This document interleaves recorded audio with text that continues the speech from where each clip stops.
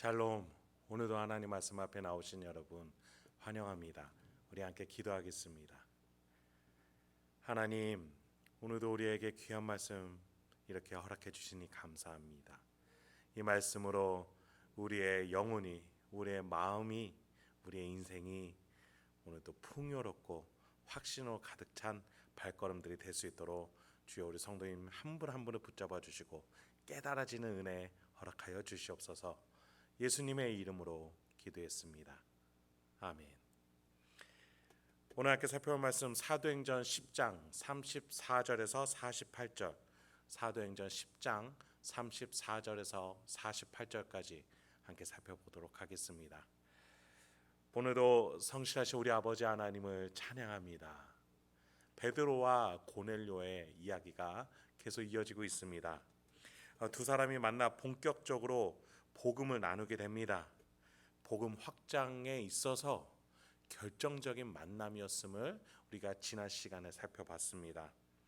하나님이 베드로에게 환상을 보여주시고 또 고넬료를 준비시키실 만큼 예루살렘 교회가 예루살렘을 넘어서서 이방 땅으로 나가는 데 있어서 이 만남을 교회의 수장인 베드로가 경험하게끔 하나님은 준비하셨던 매우 중요한 사건입니다. 오늘 이 시간을 통해서 저와 여러분에게도 복음의 경계가 얼마나 큰지, 얼마나 넓은지 하나님의 사랑을 경험할 수 있는 저와 여러분에게 소망합니다. 34절부터 38절 먼저 볼게요. 베드로가 입을 열어 말하되 내가 참으로 하나님은 사람의 외모를 보지 아니하시고 각 나라 중 하나님을 경외하며 의를 행하는 사람은 다 받으시는 줄 깨달았도다.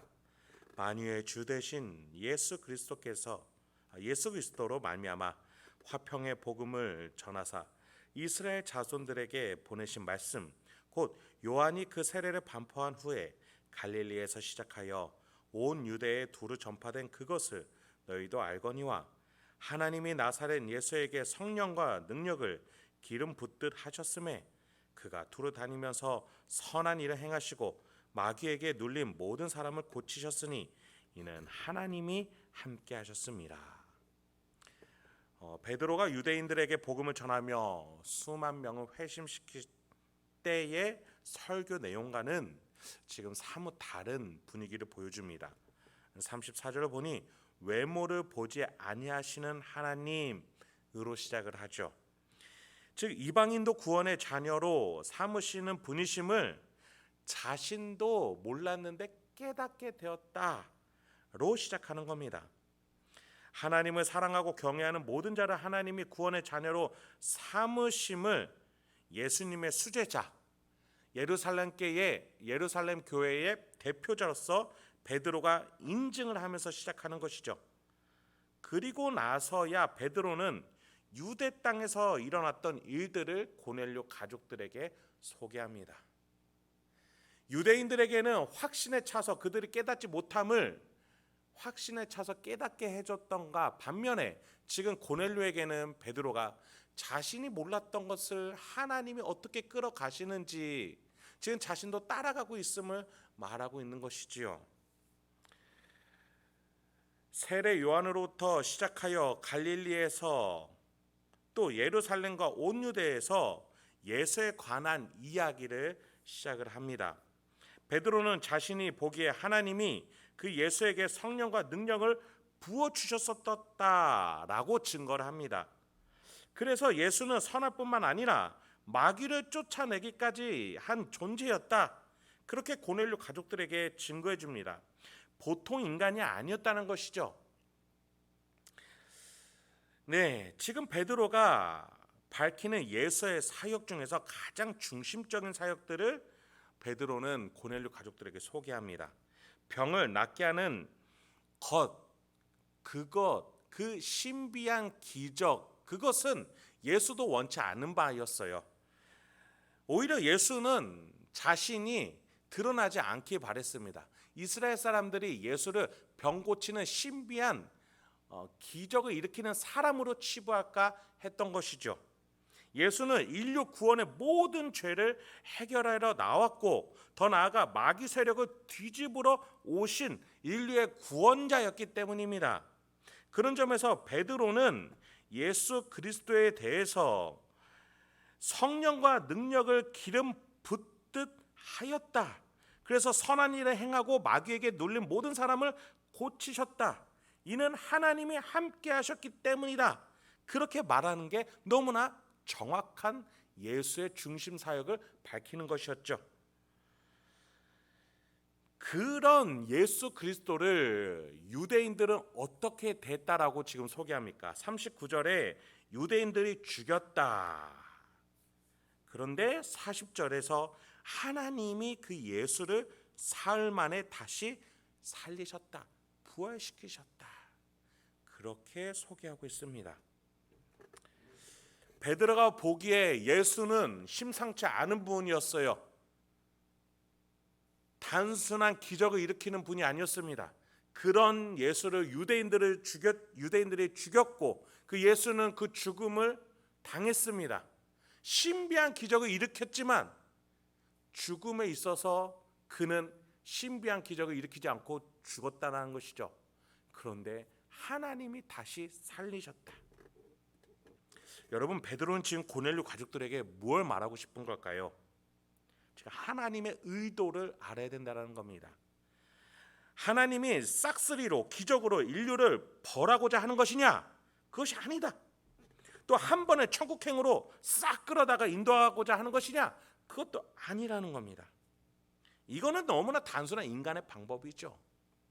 하나님의 신비한 방법은 무엇이었습니까? 한 사람 한 사람을 객관적이고 절대적인 기준으로 정죄하고 판단하고 선하고 악함을 구분해내면서 은혜를 베풀고, 하나님께 나오는 겸손한 자는 받아들이시고 그렇지 않은 자는 벌하시는, 인간으로서는 도저히 재판관으로서 할 수 없는 일을 하나님은 하시고자 예수라는 기준을 보내셨다라는 거예요. 그 예수를 따라가면 고난과 십자가의 길, 좁은 길일지라도 부활의 길에 다다를 것이지만, 그 예수를 받아들이지 않는다면, 그 기준에서 벗어난다면 그는 멸망당하게 될 것입니다. 그런 점에 있어서 베드로는 예수의 인생을 소개하고 있는 거예요. 어떻게 예수를 따라갈 거냐? 예수는 이 땅 가운데 마귀를 뒤집으러 오셨다. 죄를 사하러 오셨다. 유대인들이 죽였지만 하나님이 그 예수를 다시 살리셨다. 그래서 너희는 이방인일지라도 이 예수를 따를 수 있다. 그 길을 함께 따라가겠느냐? 이것은 하나님이 세우신 놀라운 재판의 판단의 기준이다. 이 예수를 겸손하게 받아들인 자는 구원을 얻을 것이지만, 이 인생길을 받아들이지 못하고 너만의 길로 가고자 하는 자는 가거라. 그러나 그 끝은 하나님이 책임져 주지 않으신다. 그 복음의 놀라운 신비와 과정과 섭리와 순서를 복음이라는 그 신비를 소개하고 있는 것이죠. 이러한 메시지를 베드로는 다음 구절에서 이렇게 또 설명을 합니다. 41절부터 43절입니다. 모든 백성에게 하신 것이 아니오 오직 미리 택하신 증인 곧 죽은 자 가운데서 부활하신 후 그를 모시고 음식을 먹은 우리에게 하신 것이라. 우리에게 명하사 백성에게 전도하되 하나님이 살아있는 자와 죽은 자의 재판장으로 정하신 자가 곧 이 사람인 것을 증언하게 하셨고, 그에 대하여 모든 선지자도 증언하되 그를 믿는 사람들이 다 그의 이름을 힘입어 죄사함을 받는다 하였느니라. 제가 방금 말씀드린 그 복음의 원리와 순서 과정이 지금 베드로가 그렇게 설명하고 있는 겁니다. 이런 하나님의 계획, 예수라는 기준을 보내어서 예수를 받아들인 자와 그렇지 않은 자를 나누고, 예수를 받아들이는 죄인은 용서하시는 그 하나님, 그렇지 않은 자는 심판하시는 하나님이라는 그 계획과 기준을 고넬료 가족들에게 소개했던 것이죠. 그럴 때 고넬료 가족들은 어떻게 반응합니까? 44절과 같이 말씀을 듣는 모든 사람에게 성령이 임하게 됩니다. 베드로가 이 말을 할 때에 성령이 말씀 듣는 모든 사람에게 내려오시니, 그 고넬료의 가족들은 하나님의 계획과 섭리를 이해하고 또 믿게 되었던 것이죠. 이렇게 복음 설교와 그 복음에 대해서 받아들이는 고넬료 가족의 반응을 베드로가 직접 눈앞에서 경험하게 됩니다. 목격하게 되는 것이죠. 그러하니 베드로는 복음의 경계는 내 생각보다 훨씬 더 크구나. 하나님의 계획은 내 편견을 깨부수시는구나. 45절에서 48절입니다. 베드로와 함께 온 할례 받은 신자들이 이방인들에게도 성령 부어 주심으로 말미암아 놀라니 이는 방언을 말하며 하나님 높임을 들음이러라. 이에 베드로가 이르되 이 사람들이 우리와 같이 성령을 받았으니 누가 능히 물로 세례 베품을 금하리요 하고 명하여 예수 그리스도의 이름으로 세례를 베풀라 하니라. 그들이 베드로에게 더 며칠 더 머물기를 청하니라. 베드로와 함께 온 유대인들이 할례 받은 자들이 이방인들이 성령 받음을 보고 놀라게 됩니다. 요엘 선지자가 남녀노소, 남종, 여종, 노인, 어린아이, 여자, 남자 할 것 없이 다 성령 하나님이 임하실 것을 예언했던 그 일이 일어났는데 그것이 유대인뿐만 아니라 정말 진짜로 남녀노소, 남종, 여종, 이방인에게까지 이루어진 것이죠. 이러니 모두가 놀라게 됩니다. 놀란다는 것은 무엇을 말합니까? 나의 생각을 뛰어넘는 일이 일어났다는 것이죠.